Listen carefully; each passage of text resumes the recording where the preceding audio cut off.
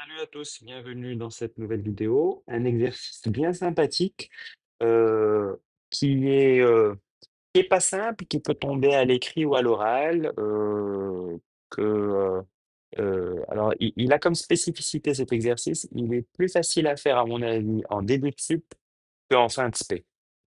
Parce qu'en début de sup, on a moins d'outils et donc on peut aller directement aux outils, alors qu'en fin de spé, on peut se perdre sur des choses diverses. Donc, de quoi il s'agit? L'énoncé, c'est qu'on a EF deux ensembles, F une application de E dans F. Première question, on veut montrer que F est injective si et seulement s'il existe une application G de F dans E, telle que G rond F vaut l'identité de E. Que peut-on dire alors de G? Et la question 2, c'est la même chose, mais avec la surjectivité. OK? Alors, vous pouvez mettre une pause et réfléchir à l'exercice, mais moi, je vais avancer sur la résolution. Euh, bon, le sens le plus facile, hein, on commence toujours par le plus facile, hein, d'accord? Ça, c'est vraiment euh, toujours le sens le plus facile. Donc, on a G rond F égale l'identité de E, soit X, Y appartenant à E. Donc, on veut montrer l'injectivité de F. Donc, on prend X, Y dans E, tel que f d'X égale f d'Y. On compose par V. Donc, G rond f d'X est égal à G rond f d'Y. Or, G rond f égale l'identité de E, donc X égale Y. Donc, F est injective. Ça, c'est facile. Maintenant, là, le sens direct est plus difficile. Donc, on a F injective.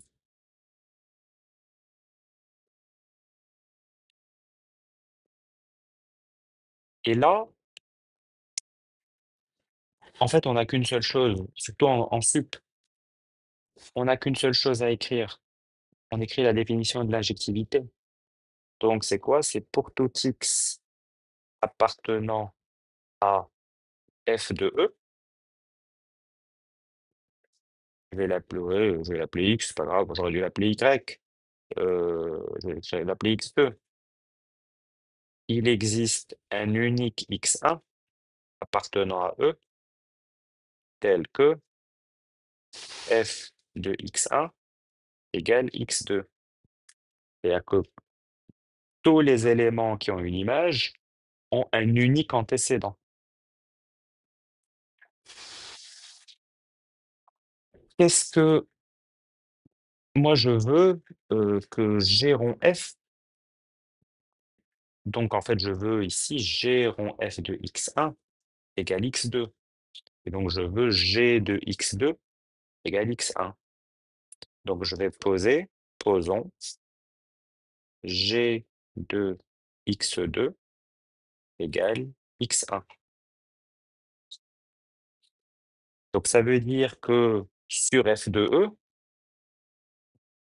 euh, on a construit G, hein.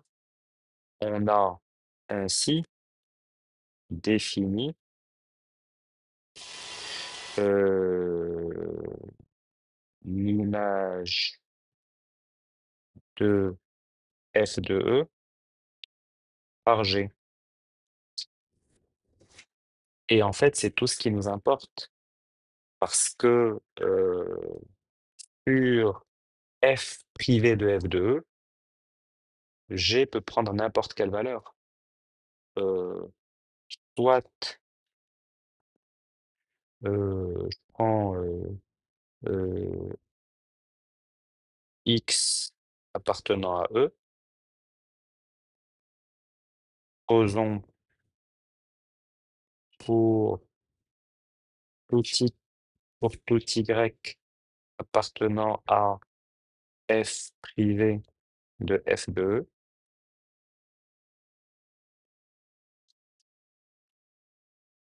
Hmm.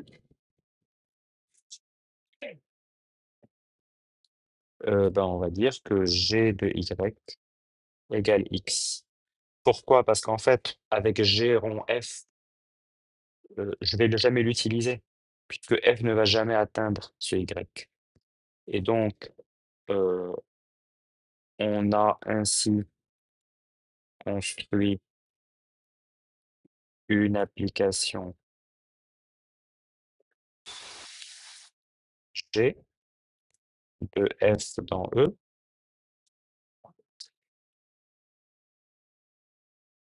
telle que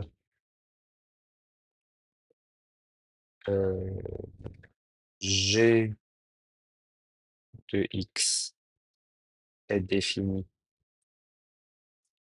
de façon unique,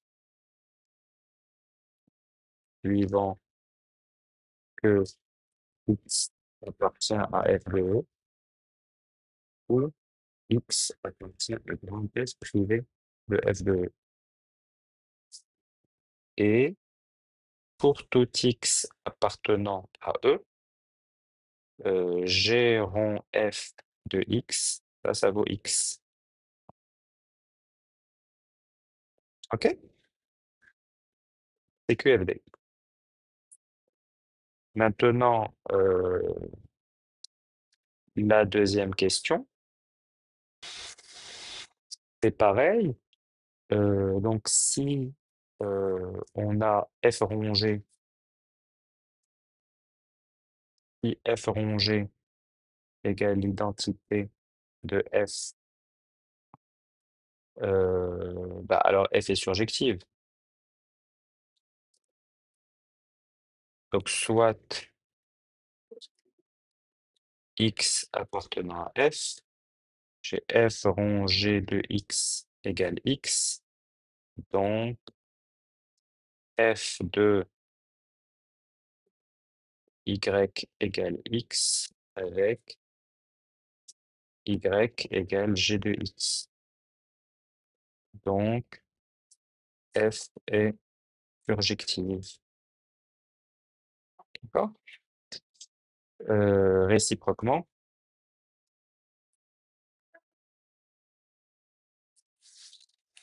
si F est surjective, bah, j'ai pour tout X appartenant à F, je vais écrire Y cette fois-ci, hein.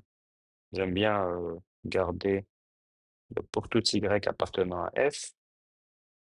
euh, il existe, donc, il existe X appartenant à E tel que f d'X égale Y. Posons G de Y égale X. D'accord. Et en fait, le X, il y en a peut-être plusieurs, mais nous, on en choisit à chaque fois un. C'est ça la subtilité ici. Euh, il peut y avoir plusieurs X valables. On en choisit un seul pour chaque Y appartenant à F. On a ainsi complètement défini G de F dans E. On a bien G, F rongé de Y. Ça vaut F d'X. Ça vaut Y. Donc, pour tout Y appartenant à F. Et donc, on a bien que F rongé égale l'identité de F. OK? Les 2 questions subsidiaires, que dire alors de G, que dire alors de F? Ben, donc dans cet exercice, G est injective, d'après la question 1. D'après 1, G est injective. Et dans la question 1, d'après 2, d'après cette partie de 2, G est surjective.